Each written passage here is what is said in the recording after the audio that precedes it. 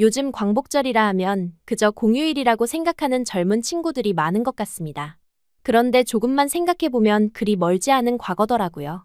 우리 할아버지 세대의 노력과 희생이 만들어낸 결과로 지금 우리들이 자유를 누리고 있지만 점점 그 희생이 잊혀져 가는 것 같아 조금 씁쓸합니다. 오늘 이야기의 주인공은 속도 위반으로 한국에 시집온 체코의 여성입니다. 그녀는 한국의 광복절의 의미를 알게 된 뒤로 8월 15일만 되면 그렇게 하염없이 눈물을 흘린다고 합니다. 요즘 한국 사람들도 광복절엔 놀러가기 바쁜데 이 체코 여성은 왜 이렇게 오열하는 걸까요? 한번 들어보시죠. 구독과 좋아요는 감동 블라썸 영상 제작에 큰 힘이 됩니다. 안녕하세요. 제 이름은 안나입니다. 1997년 프라하의 봄바람이 지나간 자리에서 태어났습니다.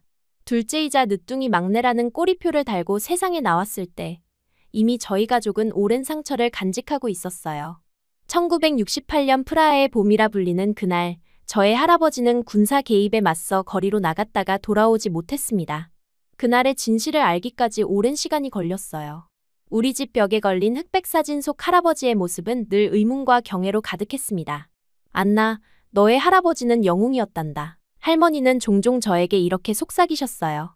하지만 아버지 앞에서는 결코 그런 말씀을 하지 않으셨습니다. 아버지에게 할아버지의 부재는 여전히 아물지 않은 상처였던 것 같아요. 10살 남짓한 나이에 집안의 가장이 된 아버지는 그날부터 웃음보다 책임감이 먼저인 사람이 되었습니다. 어릴 적 저는 고모와 삼촌들로부터 아버지 이야기를 자주 들었어요. 어린 나이에 형제자매의 기둥이 되어 가족을 지켜낸 이야기, 학교와 아르바이트를 병행하며 생활비를 벌었던 이야기들이었습니다. 그때마다 저는 우리 아버지가 얼마나 대단한 사람인지 가슴 뿌듯했어요. 그 엄격함조차 자랑스러웠습니다. 우리 집의 규칙은 엄격했어요. 식사 시간은 정확히 지켜졌고 학교 성적은 항상 최상위여야 했습니다. 9살 위의 언니는 그런 환경에서도 늘 빛나는 존재였어요. 좋은 직장에 다니며 한 달에 한 번은 반드시 가족 모임에 참석했습니다. 그리고 아버지가 한마디만 하면 즉시 고개를 숙이는 완벽한 첫째 딸이었어요. 안나, 너도 언니처럼 되어야 한다. 이 말은 제가 가장 많이 들었던 그리고 가장 숨이 막혔던 말입니다. 저는 제 삶을 살고 싶었어요. 다른 친구들처럼 방과 후에 놀고 싶었고 좋아하는 음악을 크게 틀고 싶었습니다. 하지만 집안의 침묵 속에서 그런 작은 자유조차 꿈꾸기 어려웠어요. 한 번은 답답함을 참지 못하고 언니에게 하소연했습니다. 하지만 돌아온 건 말썽 피우지 마라 는 한마디뿐이었어요. 언니도 아버지처럼 규칙과 질서를 중요시했고 제 작은 반항은 그저 말썽으로 치부되었습니다. 유일한 위안은 할머니였습니다. 할머니는 5남매를 키우기 위해 밤에는 옷을 깁고 새벽에는 빵집을 청소하며 살아오셨어요. 그런 할머니의 손은 항상 거칠었지만 마음만은 누구보다 부드러웠습니다. 종종 제 방에 몰래 찾아와 용돈을 쥐어주시곤 했어요. 안나, 이건 비밀이야. 내가 좋아하는 것 하나 사렴. 그리고 항상 이 말을 덧붙이셨습니다. 내 할아버지가 목숨 바쳐 만든 세상이란다. 너는 꼭 누려야 해. 할머니의 이 말은 제게 숨 쉴 구멍이 되었어요. 종종 아버지의 눈을 피해 학교 앞 작은 카페에서 친구들과 시간을 보낼 때면 이것이 할아버지가 원했던 자유인가 생각했습니다. 그 순간만큼은 집안의 무거운 공기에서 벗어나 있었어요. 고등학교 시절, 저는 공부에서만큼은 인정받고 싶었습니다. 어머니와는 성적 내기를 하며 90점 이상이면 주말 외출을 허락받는 작은 협상을 시작했어요. 그것이 제가 억압 속에서 찾은 작은 자유였습니다. 밤늦게까지 책상에 앉아 수학 문제와 씨름하는 동안 저는 이 성적표가 저희 탈출구가 될 거라고 믿었어요. 안나, 너 오늘 몇 등 했니? 아버지의 이 질문은 항상 저를 긴장시켰습니다. 1등이 아니면 실망스러운 눈빛이 돌아왔고 그날은 식탁에서 침묵만이 흘렀어요. 하지만 저는 포기하지 않았습니다. 그리고 마침내 노력은 결실을 맺었어요. 프라하 체코공과대학교 합격 통지서를 받던 날, 아버지의 얼굴에서 처음으로 자랑스러움을 보았습니다. 내가 해냈구나. 짧은 한마디였지만 그 말은 제게 큰 의미였어요. 그날 밤 할머니는 몰래 제 방에 찾아와 눈물을 글썽이며 저를 안아주셨습니다. 이제 기숙사로 떠나게 된 저는 설렘과 두려움이 교차했어요. 할머니와 떨어진다는 사실이 가장 마음에 걸렸습니다. 할머니, 정말 떠나도 괜찮을까요? 제 물음에 할머니는 주름진 손으로 제 얼굴을 감싸며 말씀하셨어요. 안나, 주눅 들지 말고 하고 싶은 것을 해. 이건 내 인생이야. 그리고는 침대 밑에서 오래된 상자를 꺼내 제게 건네주셨습니다. 그 안에는 할머니가 평생 모아온 돈이 들어있었어요. 저는 거절하려 했지만 할머니의 단호한 눈빛에 결국 받아들였습니다. 이건 내 미래를 위한 거야. 절대 아끼지 말고 써라. 할머니와의 눈물의 포옹 후 저는 마침내 집을 떠났어요. 기숙사 생활은 생각했던 것보다 훨씬 자유로웠습니다. 처음으로 누구의 간섭도 없이 제 시간을 보낼 수 있었어요. 밤늦게까지 친구들과 대화를 나누고 주말에는 프라하의 거리를 돌아다녔습니다. 그동안 억눌러왔던 모든 것들이 한꺼번에 터져나온 듯했어요. 하지만 그 자유는 곧 독이 되었습니다.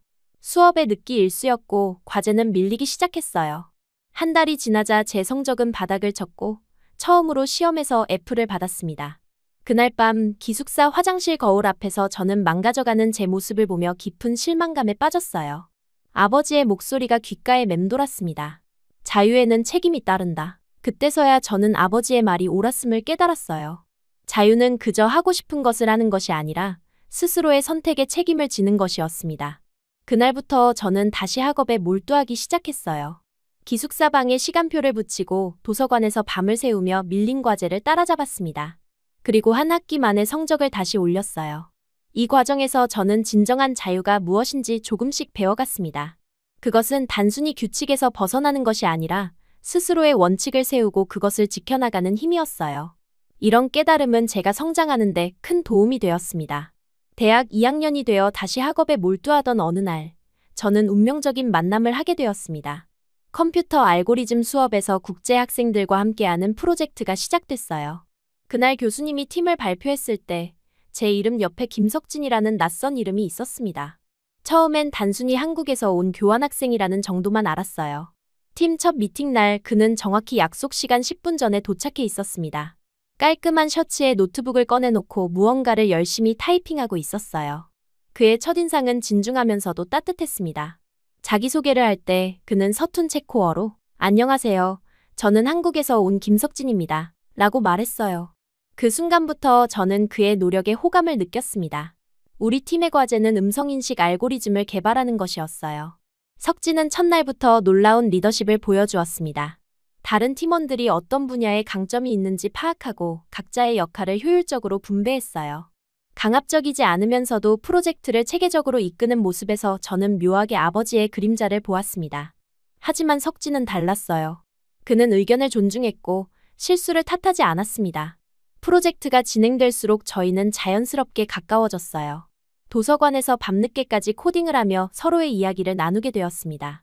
석진은 서울에서 자란 이야기, 한국의 교육 시스템 그리고 체코에 오게 된 계기를 들려주었어요. 저도 처음으로 누군가에게 할아버지의 이야기와 우리 가족의 역사를 진솔하게 털어놓았습니다.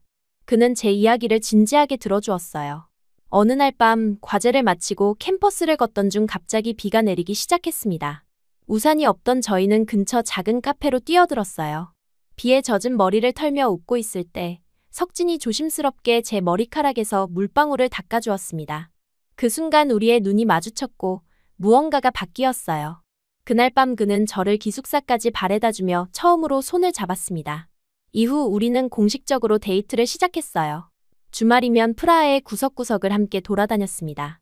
석진은 프라하의 아름다움에 감탄했고 저는 그의 눈을 통해 평소에 지나치던 도시의 새로운 면모를 발견했어요. 특히 카를교에서 일몰을 바라보던 날 그는 이 순간을 평생 기억하고 싶다고 말했습니다. 그날 저녁 우리는 첫 키스를 했어요. 석진의 계획적인 성격은 우리의 관계에도 드러났습니다. 그는 항상 데이트 코스를 미리 준비해왔고 종종 작은 선물로 저를 놀라게 했어요. 한 번은 제가 시험에 스트레스 받을 때 그는 한국에서 가져온 특별한 녹차와 함께 손글씨로 쓴 응원 메시지를 건네주었습니다. 그런 세심함이 저를 감동시켰어요. 시간이 흐르면서 저는 석진에게 점점 더 의지하게 되었습니다.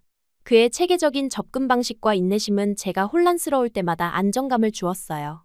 룸메이트들은 장난스럽게 안나, 너 완전히 빠졌구나 라고 놀렸지만 저는 부정할 수 없었습니다. 처음으로 누군가에게 마음을 완전히 열었어요.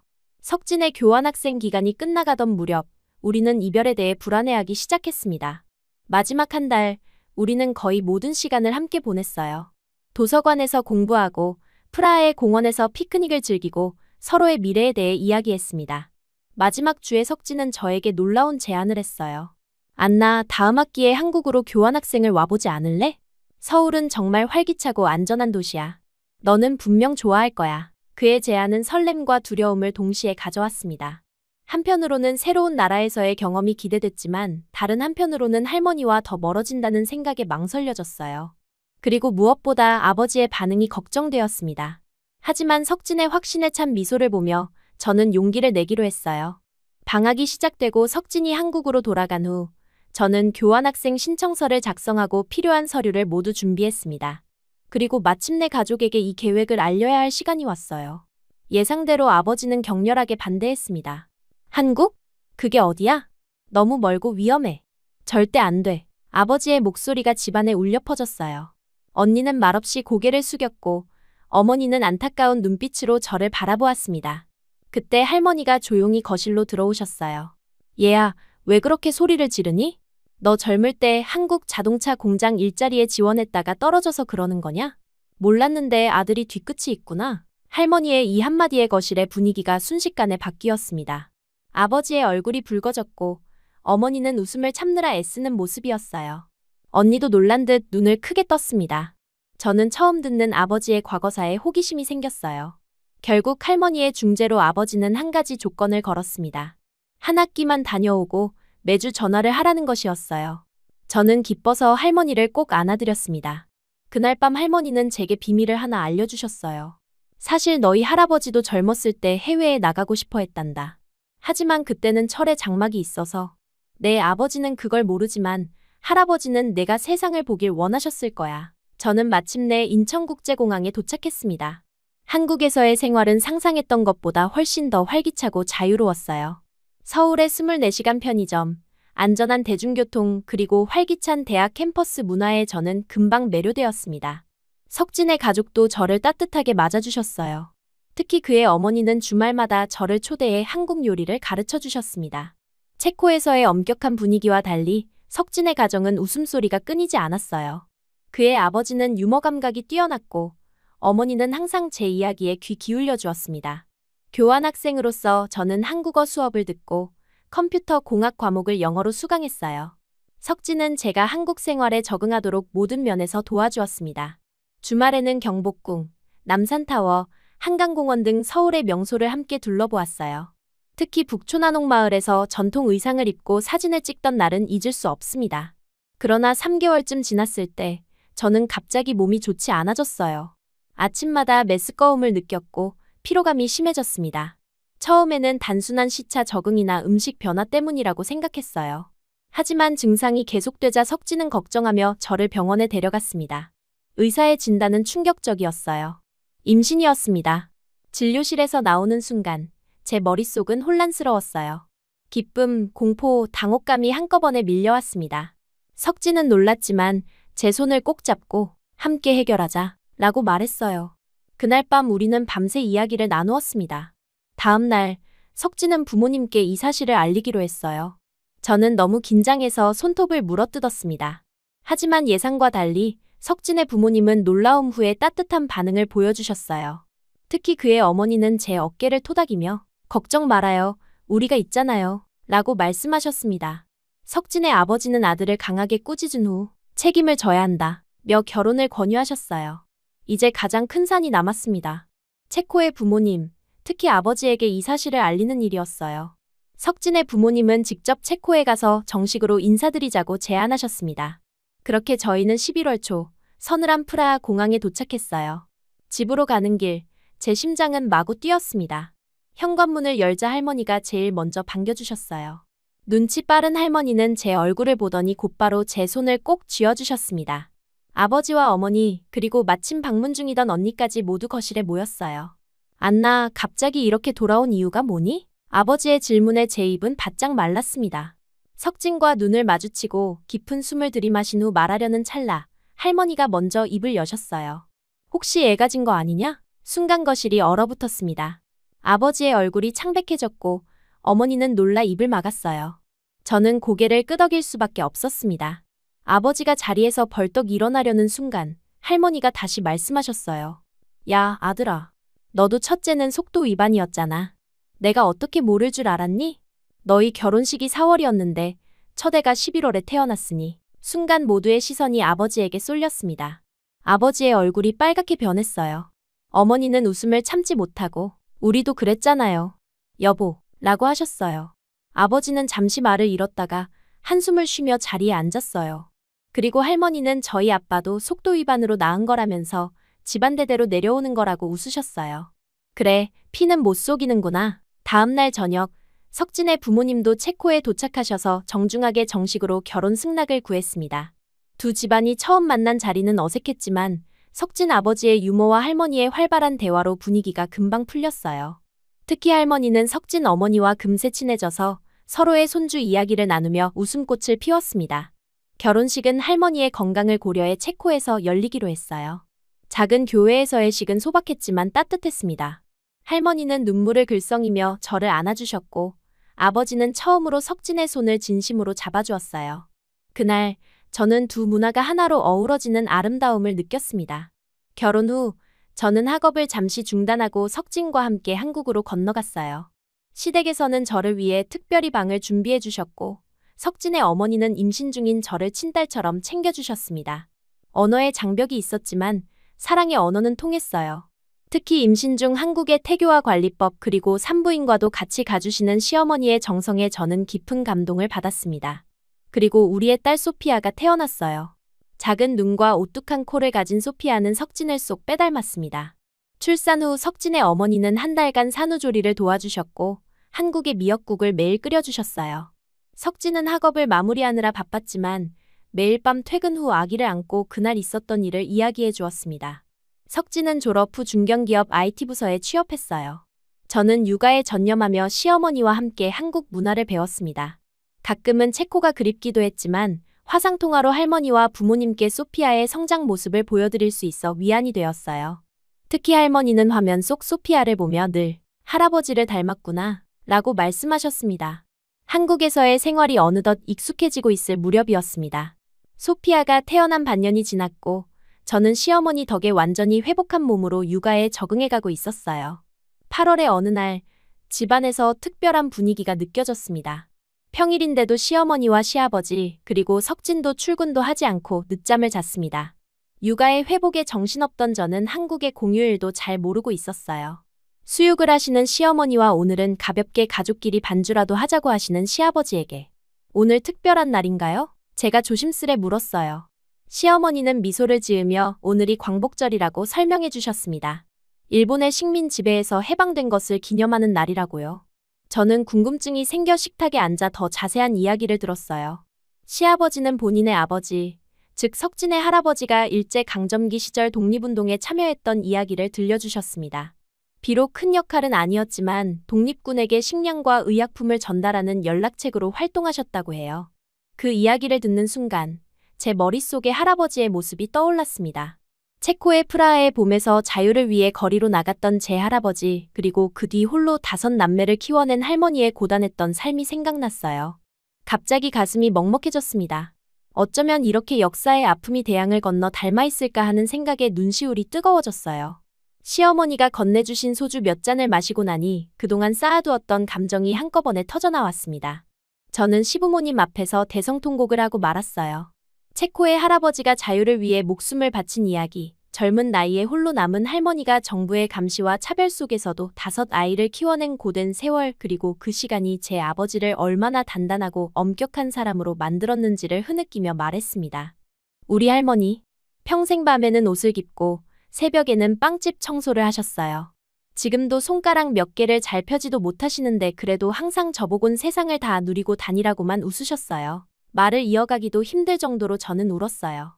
시어머니는 제 등을 토닥이며 저를 진정시켰고 시아버지는 조용히 고개를 끄덕이셨습니다. 석진은 제 손을 꼭 잡아주었어요. 그날 이후 광복절은 저에게 특별한 의미를 갖게 되었어요. 단순한 한국의 공휴일이 아니라 자유를 위해 희생한 모든 이들을 기억하는 날이 되었습니다. 특히 할아버지와 할머니의 희생을 되새기는 날이 되었어요. 소피아가 첫 돌을 맞은 후 석진의 회사 생활도 안정되었습니다. 저는 틈틈이 온라인으로 체코 대학의 수업을 듣기 시작했어요. 시어머니가 소피아를 봐주시는 몇 시간 동안 저는 공부에 집중할 수 있었습니다. 한국어도 꾸준히 배워 이제는 간단한 대화가 가능해졌어요. 석진 부모님과의 대화도 더 깊어졌고 시장에서 혼자 장을 보는 것도 가능해졌습니다. 그렇게 한국에 적응하고 있던 어느 날, 체코에서 걱정스러운 전화가 왔어요. 언니의 목소리가 평소와 달리 떨렸습니다. 할머니가 갑자기 건강이 악화되어 걷기가 힘들어지셨다는 소식이었어요. 의사는 고관절 문제라고 했지만 할머니의 나이를 고려하면 수술이 쉽지 않다고 했다고 합니다. 전화를 끊고 저는 울음을 참을 수 없었습니다. 저녁 식사 시간, 저는 석진과 시부모님께 상황을 설명했어요. 마음이 무거웠지만 아이가 어리고 석진의 일도 바빠서 당장 체코에 가기는 어려웠습니다. 그런데 시어머니의 제안이 저를 놀라게 했어요. 할머니를 한국으로 모셔올 수는 없을까? 여기서 치료를 받으시면 어떨까? 시아버지도 동의하셨고 석진도 흔쾌히 찬성했습니다. 저는 감동했지만 할머니의 나이와 긴 비행 시간을 생각하면 현실적으로 어렵다고 생각했어요. 그래도 희망을 갖고 체코로 전화를 걸었습니다. 예상대로 할머니는 그런 먼 곳까지 가서 패 끼치기 싫다며 거절하셨어요. 아버지도 할머니의 건강 상태로는 무리라고 판단했습니다. 제 마음은 찢어질 듯했어요. 소피아를 안고 있으면서도 머릿속은 온통 할머니 생각뿐이었습니다. 한국에서의 행복한 생활과 할머니에 대한 걱정 사이에서 제 마음은 갈등했어요. 그런 제 모습을 본 시어머니는 하루는 제게 진지하게 말씀하셨습니다. 안나야, 우리랑 같이 가서 할머니 보고 가능하면 잠깐이라도 모셔오자. 이 제안에 저는 눈물이 났어요. 그러나 여전히 석진의 일과 경제적 부담이 걱정되었습니다. 그때 언니에게서 뜻밖의 전화가 왔어요. 언니는 아버지랑 함께 도울 방법을 찾고 계셨어요. 내가 그렇게 좋은 시댁을 만났으니 우리도 뭔가 해야지. 아버지의 이 말은 제게 큰 의미였습니다. 엄격하기만 했던 아버지가 처음으로 제 삶의 선택을 인정하고 도움을 주려는 모습에 감동했어요. 시부모님도 석진은 일 때문에 못 가더라도 저와 소피아의 체코 방문을 서둘러 준비해 주셨습니다. 그렇게 시부모님, 소피아 그리고 저는 체코행 비행기에 몸을 실었습니다. 15시간의 긴 비행 동안 시어머니는 소피아를 번갈아 안아주셨고 시아버지는 체코어 몇 마디를 열심히 외우셨어요. 프라하 공항에 도착하자 언니와 아버지가 손을 흔들며 우리를 맞이했습니다. 아버지는 평소와 달리 정장을 차려입고 긴장한 표정이었어요. 하지만 소피아를 보자마자 표정이 풀어지며 조심스레 손녀를 품에 안았습니다. 언니는 유창한 영어로 시부모님께 인사드리며 준비해온 꽃다발을 건넸어요. 차로 1시간을 달려 집에 도착했을 때 이웃들이 창문 너머로 호기심 어린 시선을 보냈습니다. 우리 동네의 동양인 방문객은 처음이었을 테니까요. 집 안에는 할머니가 침대에 누워 계셨지만 문이 열리는 소리에 고개를 돌리셨어요. 소피아와 시부모님을 보자 할머니의 주름진 얼굴에 눈물이 흘러내렸습니다. 안녕하세요, 할머니. 아직 정정하시네요. 시어머니의 서툰 체코어의 할머니는 미소를 지으셨습니다. 제가 통역을 했지만 사실 말이 없어도 서로의 마음은 충분히 전해졌어요. 저희가 온다고 했더니 집안은 마치 축제 준비를 한 것처럼 많은 게 준비되어 있었습니다. 어머니는 특별히 체코 전통 음식을 준비하셨고 아버지는 오래된 와인 한 병을 꺼내오셨어요. 통역하느라 바쁘고 형식적인 대화였지만 너무 가슴 따뜻한 순간들이었습니다. 저녁 식사 자리에서 시부모님은 할머니에게 조심스럽게 제안을 하셨습니다. 할머니, 잠깐이라도 한국에서 치료를 받으시면 어떨까요? 우리나라에는 관절 치료에 효과적인 한의학이 있어요. 석진이 이모가 유명한 한의사인데 분명 도움이 될 거예요. 제가 이 말을 통역하자 할머니는 처음에는 고개를 저으셨어요. 하지만 소피아가 할머니 무릎에 올라가 사랑스럽게 볼을 비비며 웃는 모습을 보시더니 할머니의 단단했던 마음이 조금씩 녹아내리기 시작했습니다. 할머니의 눈빛이 달라지는 것을 느낄 수 있었어요. 그렇게 할머니를 설득해 저희는 한국행 비행기에 올랐어요. 긴 비행 시간 동안 할머니는 놀라울 정도로 평온하셨습니다. 기내식을 드시며 이렇게 공짜로 다른 나라 음식도 맛보고 라며 웃으셨어요. 인천공항에 도착하자 석진과 시부모님이 환한 미소로 맞이해 주셨습니다. 시어머니는 석진이 준비해온 휠체어에 할머니를 모시고 집으로 향했어요. 할머니를 위해 시부모님 댁에 1층 손님방이 준비되어 있었습니다. 방 안에는 체코 국기 색상의 이불과 할머니가 좋아하실 만한 작은 소품들로 꾸며져 있었어요. 할머니는 그 정성에 감동하셨고 저는 다시 한번 시부모님의 따뜻함에 눈시울이 붉어졌습니다. 다음 날부터 할머니의 치료가 시작되었어요. 석진의 이모가 운영하는 한의원에서 침 치료와 뜸 그리고 한약 처방을 받으셨습니다. 처음에는 낯선 치료법에 할머니가 걱정하셨지만 일주일이 지나자 놀라운 변화가 있었어요. 통증이 줄어들고 지팡이를 짚고 짧은 거리를 걸을 수 있게 되셨습니다. 안나, 이게 마법인가? 아님 미래의 의학인가? 할머니의 이 말에 우리 모두 웃음을 터뜨렸어요. 할머니의 건강이 호전되자 시아버지는 한국 여행 계획을 세우셨습니다. 경복궁, 남산타워 그리고 인사동 등 서울의 명소를 할머니와 함께 방문했어요. 할머니는 특히 한복을 입고 찍은 사진에 큰 기쁨을 느끼셨습니다. 휴대폰으로 그 사진을 체코해 아버지에게 보내며 자랑하셨어요. 주말에는 석진의 가족들이 모여 할머니를 위한 특별한 식사를 준비했습니다. 시어머니는 할머니가 좋아하실 만한 부드러운 음식들을 정성껏 만드셨어요. 할머니는 처음 맛보는 한국 음식에 감탄하시며 특히 된장찌개를 가장 좋아하셨습니다. 식사 중에 할머니는 갑자기 눈시울을 붉히셨어요. 내 남편이 살아있었다면 얼마나 좋아했을까. 그 사람도 여행을 꿈꿨는데. 할머니의 이 말에 모두 조용해졌습니다. 시아버지가 소주를 따라 할머니께 건네드렸어요. 할머니는 한 모금 마시고 미소 지으셨습니다.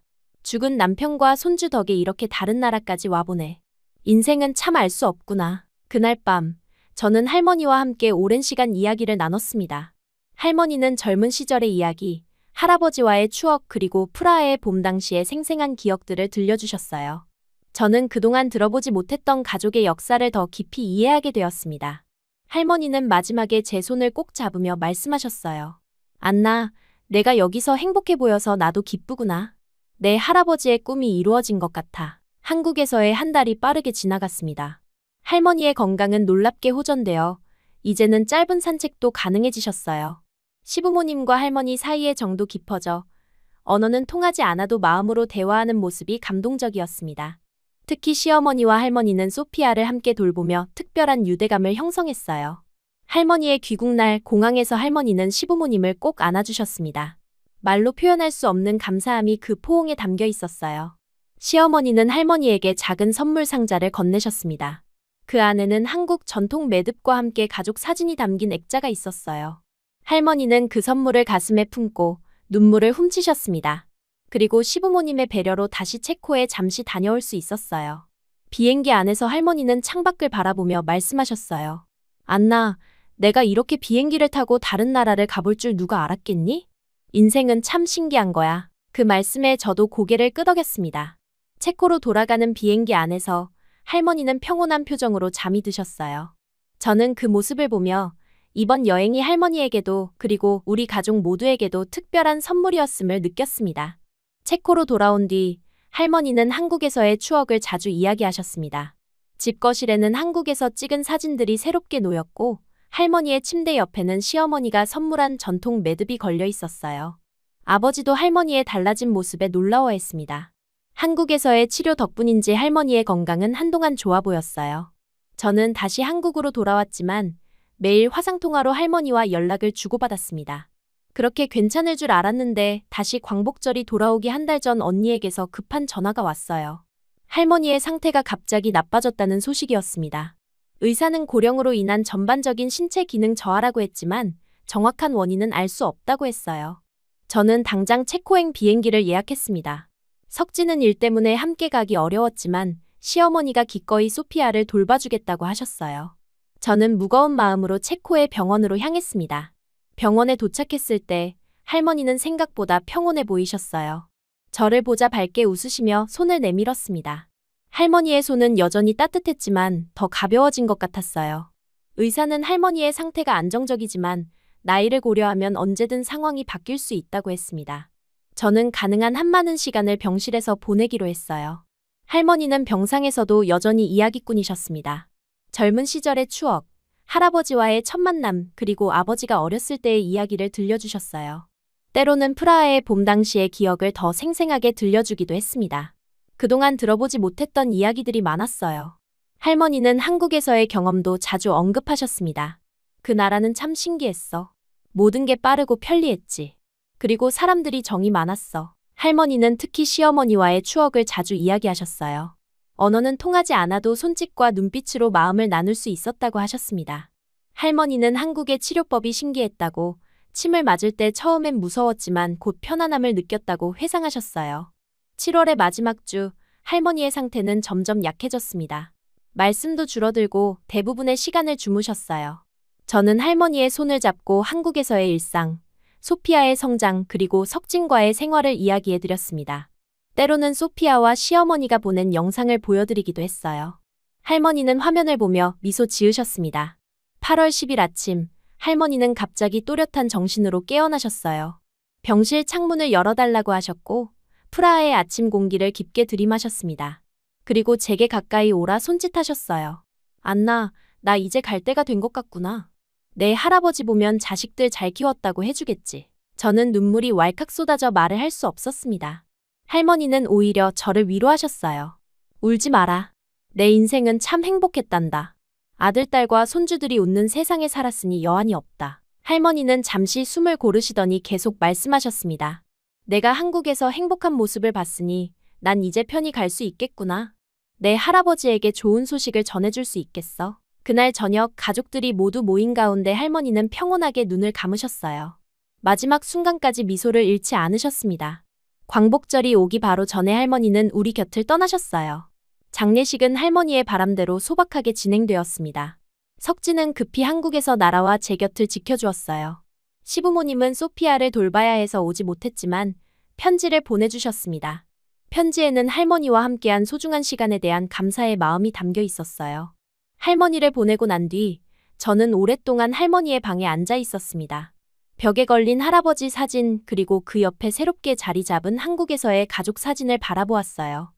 두 개의 세계가 이렇게 하나로 연결되어 있다는 사실이 신기했습니다. 장례식 다음 날 언니가 저를 찾아왔어요. 평소와 달리 환한 표정이었습니다. 커피를 마시며 언니는 놀라운 소식을 전했어요. 안나, 사실은 말하지 않은 게 있어. 너희가 한국에 갔을 때 석진이가 그의 친구를 소개해줬잖아. 그 이후로 우리가 계속 연락을 주고받았어. 처음에는 단순한 호기심으로 시작된 교류가 이제는 진지한 관계로 발전했다고 했습니다. 석진의 친구는 국제무역회사에서 일하며 종종 프라하를 방문한다고 했어요. 다음 달에도 출장이 예정되어 있다고 했습니다. 할머니가 돌아가시기 전날 내가 이 이야기를 했거든. 그랬더니 할머니가 웃으시면서 이제 노처녀 딱지 떼겠구나라고 하셨어. 언니의 눈가에 눈물이 맺혔지만 입가에는 미소가 번졌어요. 할머니의 마지막 소원 중 하나가 이루어진 것 같아 위안이 된다고 했습니다. 언니는 처음으로 자신의 감정을 솔직하게 드러내며 말했어요. 사실 너 때문에 많이 배웠어. 내가 용기 있게 선택하는 모습을 보면서 나도 좀 더 자유롭게 살아도 되겠다고 생각했어. 다음 날 아버지가 저를 서재로 불렀습니다. 평소 거의 들어가지 못했던 그곳은 아버지의 성역 같은 공간이었어요. 아버지는 책장에서 오래된 앨범을 꺼내 보여주었습니다. 그 안에는 제가 한 번도 보지 못한 할아버지의 젊은 시절 사진들이 있었어요. 내 할아버지는 사실 엔지니어였단다. 자동차에 관심이 많으셨지. 그래서 나도 어릴 때부터 기계를 좋아했고, 아버지는 처음으로 자신의 어린 시절과 꿈에 대해 이야기했습니다. 할아버지의 죽음 이후 아버지는 모든 개인적인 소망을 접고 가족을 책임지는 데 집중했다고 해요. 그러다 보니 자신도 모르게 엄격하고 경직된 사람이 되었다고 고백했습니다. 안나, 너와 한국 가족을 보면서 많은 생각을 했단다. 내가 석진을 만나고 소피아를 낳고 그리고 다른 나라에서 행복하게 사는 모습. 그게 내 할아버지가 원했던 자유였을지도 모르겠구나. 아버지의 눈에서 처음으로 진심 어린 따뜻함을 느꼈습니다. 아버지는 이어서 놀라운 계획을 말씀하셨어요. 평생 한 번도 해외여행을 해본 적 없던 아버지가 내년에 한국을 방문하고 싶다고 했습니다. 은퇴 후 새로운 경험을 해보고 싶다고 하셨어요. 한국 덕분에 우리 가족이 많은 것을 얻었구나. 이제 나도 조금 변할 때가 되었어. 체코에서의 마지막 날, 저는 할머니의 무덤을 찾아갔습니다. 이제 할아버지와 할머니는 나란히 누워 계셨어요. 저는 무덤 앞에 한국에서 가져온 작은 태극기와 체코 국기를 나란히 꽂았습니다. 두 나라의 국기가 나란히 바람에 흔들리는 모습이 어쩐지 평화로워 보였어요. 한국으로 돌아오는 비행기 안에서 석진은 제 손을 꼭 잡아주었습니다. 창밖으로 보이는 구름 사이로 햇살이 비추고 있었어요. 문득 할머니의 마지막 말씀이 떠올랐습니다. 아들, 딸과 손주들이 웃는 세상에 살았으니 여한이 없다. 그 말씀에 담긴 깊은 의미를 이제야 조금 이해할 수 있을 것 같았어요. 한국에 도착하자 시어머니가 소피아를 안고 공항에서 기다리고 계셨습니다. 소피아는 그 사이 더 자란 모습이었어요. 가볍게 뛰어다니며 저를 반기는 딸을 보니 할머니의 생애가 헛되지 않았음을 다시 한번 느꼈습니다. 시어머니는 제 표정을 보시더니 따뜻하게 안아주셨어요. 할머니는 이제 편안하실 거예요. 당신이 여기서 잘 지내고 있다는 걸 아시니까. 집으로 돌아와 일상이 다시 시작되었습니다. 슬픔은 여전했지만 그 속에서도 새로운 희망이 움트고 있었어요. 석진은 아버지의 한국 방문을 위해 휴가 계획을 세웠고 저는 오랫동안 미뤄두었던 한국어 공부를 다시 시작했습니다. 언니의 연애 소식은 가끔 들려오는 작은 기쁨이 되었어요. 1년이 지나 8월 15일 광복절이 다시 찾아왔습니다. 시부모님은 특별히 저를 위한 저녁 식사를 준비해 주셨어요. 식탁에는 체코 음식과 한국 음식이 함께 놓였습니다. 시아버지는 소주잔을 들어 올리며 할머니를 기억하자고 제안하셨어요. 모두가 잔을 부딪히는 순간 제 눈에서는 눈물이 흘러내렸습니다. 그날 밤 소피아를 재우고 난 뒤 베란다에 나가 별을 바라보았어요. 프라하와 서울, 이 두 도시는 멀리 떨어져 있지만 같은 하늘 아래 있다는 생각이 들었습니다. 할아버지와 할머니도 지금 어딘가에서 저를 지켜보고 계실 것 같았어요. 마음속으로 조용히 다짐했습니다. 할아버지, 할머니가 만들어준 세상에서 그리고 한국에서 진짜 자유롭게 살겠습니다. 소피아에게도 그 가치를 물려주겠습니다. 두 분의 희생이 헛되지 않게 두 나라의 좋은 점을 모두 담아 행복하게 살겠습니다. 밤하늘의 별이 유난히 반짝이는 것 같았습니다. 그 빛 속에서 할머니의 미소를 본 것 같았어요. 이제 할머니는 영원히 제 마음속에 그리고 우리 가족의 역사 속에 살아계실 것입니다. 그리고 저는 두 세계를 연결하는 다리가 되어 할아버지와 할머니의 꿈을 이어나갈 것입니다. 저의 자유가, 아니 우리의 자유는 우리를 위해 희생한 수많은 가족들 덕분인 걸 잊지 않겠습니다. 한국의 광복도 수많은 우리의 할아버지 할머니의 희생이 있다는 걸 모두가 이날만큼은 기억하시고 하루 보내셨으면 좋겠습니다. 이제 한국인으로서 외칠 거예요. 대한 독립 만세.